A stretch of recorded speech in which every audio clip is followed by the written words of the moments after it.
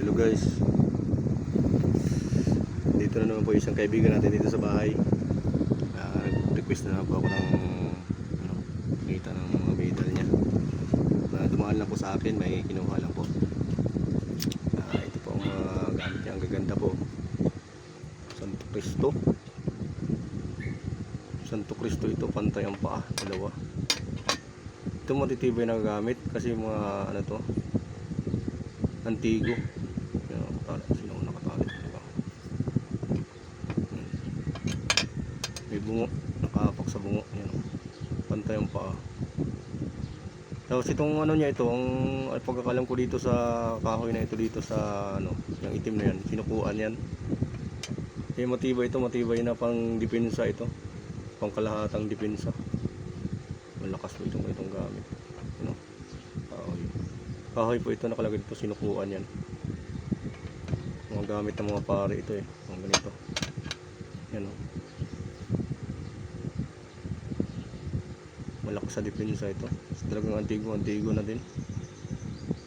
Yan, pagkatali talaga, sigurado. Ano man yung ninyo.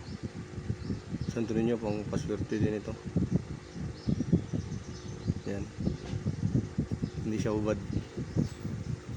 Meron din ito ganito. Meron din akong ganito.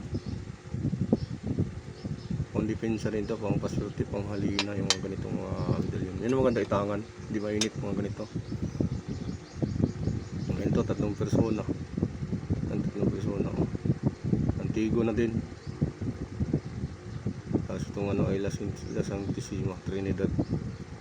Ayun ang pang depensa, malakas ito. Pang kalahatang depensa. Hindi din siya mainit. Ito namang isa, pang halina din ito. Santo Ninyong hubad. Yan. Pang paamo. Maganda. Ito maganda itangan, mga ganito din.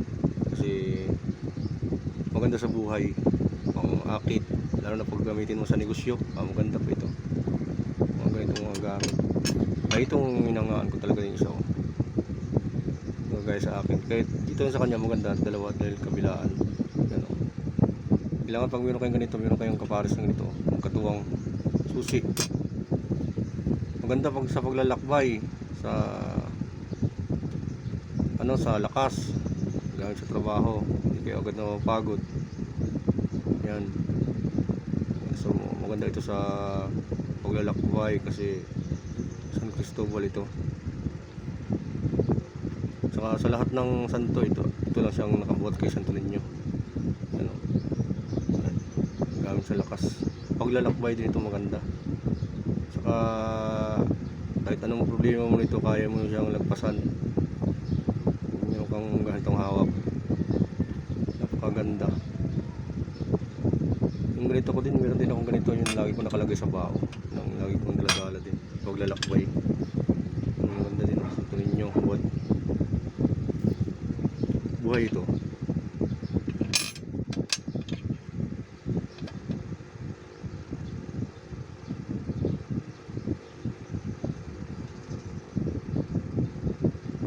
Hello.